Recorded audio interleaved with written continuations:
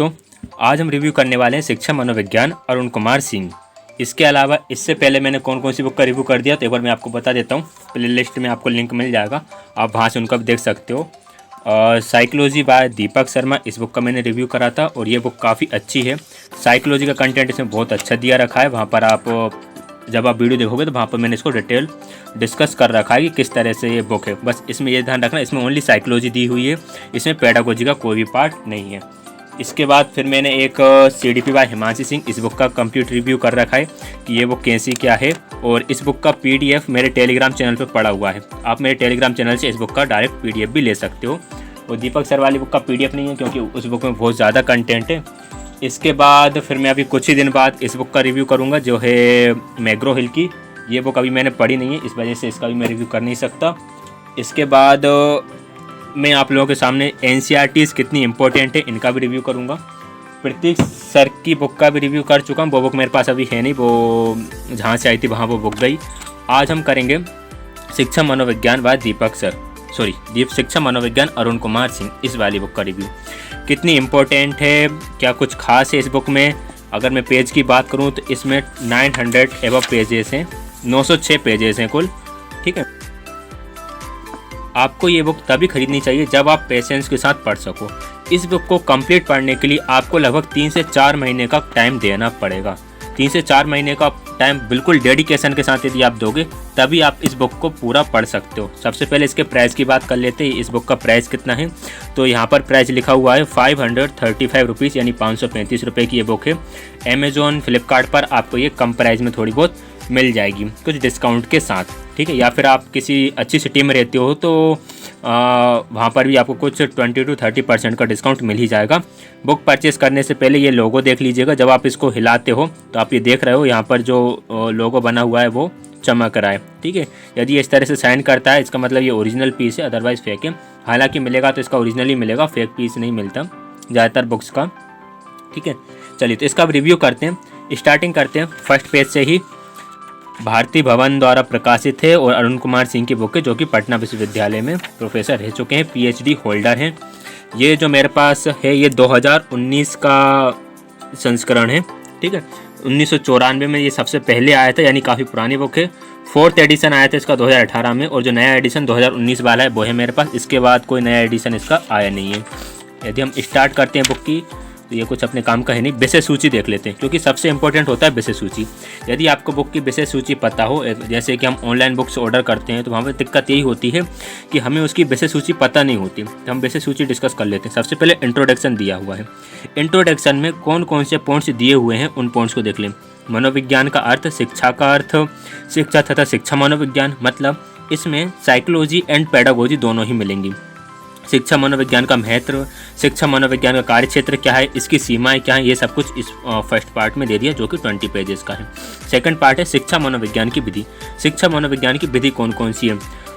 अंतर निरीक्षण विधि, वस्तुनिष्ठ विधि, प्रयोगात्मक विधि, सहसंबंधात्मक विधि, केस स्टडी, निदानात्मक विधि, साक्षात्कार विधि, रेटिंग विधि, जितनी भी तरह की विधि होती है उन सभी को यहाँ पर डिटेल में डिस्कस किया हुआ है। अभी मैं आपको अंदर भी ले जाकर बताऊँगा कि इसमें किस तरह से सभी चीज़ों को डिस्कस करा। इसके बाद मनोविज्ञान के स्कूल का शिक्षा में योगदान।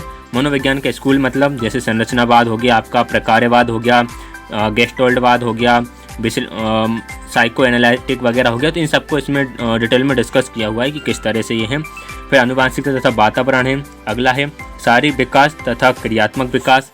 इसके बाद नेक्स्ट आता है आपका संवेगात्मक विकास तथा सामाजिक विकास। इसके इतने सारे सब पॉइंट हैं।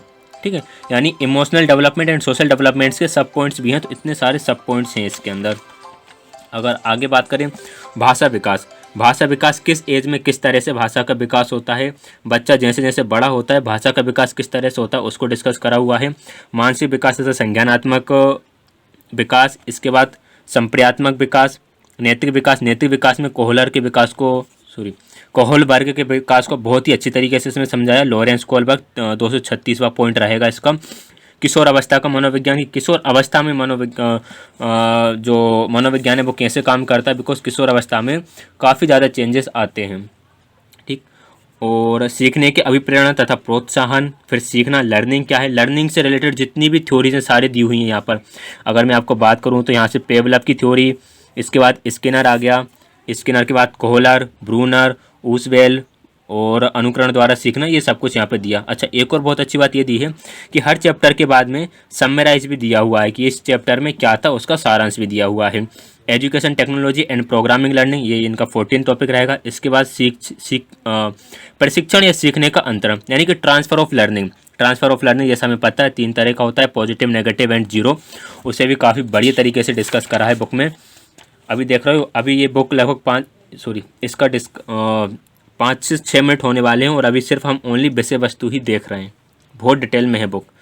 स्मरण तथा विस्मरण, रिमेंबरिंग एंड फॉरगेटिंग, इससे रिलेटेड कितनी कितनी थ्योरी से किस किस साइंटिस्ट ने किस किस साइकोलॉजिस्ट ने किस किस तरह से ये थ्योरी दी हुई है।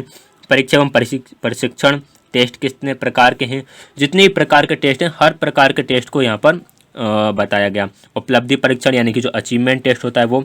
पर्सनालिटी के बारे में बताया। अवधान, रुचि एवं मनोवृत्ति, यानी आपका अटेंशन, इंटरेस्ट एंड एटीट्यूड किस तरह का है, ये शिक्षा मनोविज्ञान को किस तरह से प्रभावित करता है।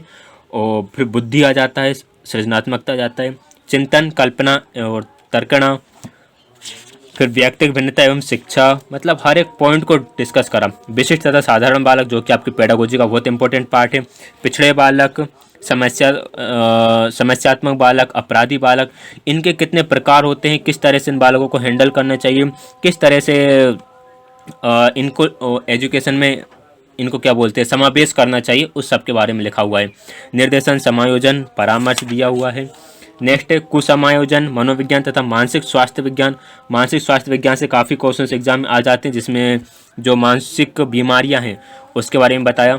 अनुशासन एवं शिक्षा, समूह गतिकी एवं स्कूल की सामाजिक अहोभाव। शिक्षा में सांख्यिकी, शिक्षा में सांख्यिकी भी अच्छा पॉइंट है, हालांकि ये एग्जामिनेशन में ज़्यादा पूछा नहीं जाता है, लेकिन इन्होंने इसे भी इंक्लूड किया। तो टोटल 30 टॉपिक हैं। 30 टॉपिक के अंदर अगर हम टोटल सब टॉपिक्स की बात करें तो 817 सब टॉपिक हैं। समझ रहे हो आप, 30 मेन टॉपिक हैं, उसके अंदर 817 सब टॉपिक हैं। तो आप ये समझ सकते हो कि बहुत ही डिटेल में डिस्कशन है बुक के अंदर। अब शिक्षा मनोविज्ञान स्टार्टिंग कहाँ से करिए, सबसे पहले इन्होंने ये स्टार्ट कैसे उसके बारे में बताया। सबसे पहले अरस्तु आए, फिर जॉन लॉक आए, जॉन कॉमियन आए, फिर रूसो आए। उसके बाद किस किस तरह से ये आगे बढ़ा, पेस्टोलॉजी की बात करें हर्बर्ट।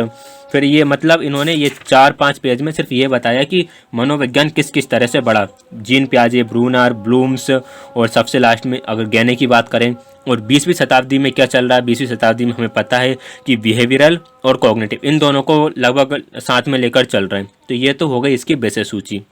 ठीक, चैप्टर्स की बात करें कि चैप्टर किस तरह से दिए हुए हैं, हम एक चैप्टर को देख लेते हैं, फर्स्ट चैप्टर को ही, कि फर्स्ट चैप्टर का किस तरह से इन्होंने डिस्कस करा हुआ है। मैं इसको थोड़ा सा नीचे कर देता हूँ।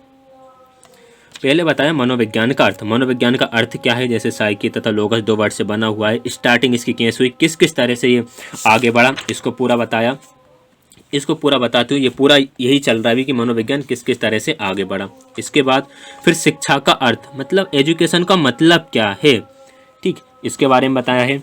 इसके बाद और आगे बढ़े, यही चल रहा था आपका शिक्षा का एजुकेशन में क्या मतलब है। फिर शिक्षा तथा शिक्षा मनोविज्ञान, ये दोनों कैसे एक दूसरे से संबंधित हैं। शिक्षा मनोविज्ञान का अर्थ क्या है, इसका स्वरूप क्या है, फिर इससे रिलेटेड डेफिनेशन क्या, मतलब स्किनर ने क्या बोला, जेम्स ड्रीवर ने क्या बोला, सेंट्रोक ने क्या बोला। और ये तरह से आपका ये टॉपिक चलेगा, इस तरह से चलता रहेगा, मतलब डिटेल में डिस्कशन है तो ये चलेगा, ये यहाँ तक है। ठीक, इसके बाद दिया हुआ है चैप्टर का सारांश। चैप्टर के सारांश में बताया गया है कि इस चैप्टर में आपने क्या क्या पढ़ा।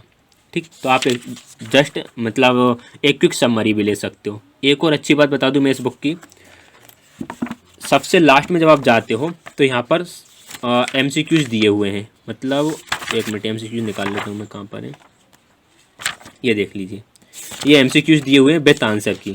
ये आपको उत्तर देख रहे होंगे और ये यहाँ पर क्वेश्चंस देख रहे होंगे। ये क्वेश्चंस भी काफ़ी बढ़िया क्वेश्चन है, मैंने देखे हुए हैं। हालांकि इस बुक को मैंने डेप्थ में नहीं पढ़ा है, बट मैंने इस बुक को 5 से 6 दिन पढ़ा।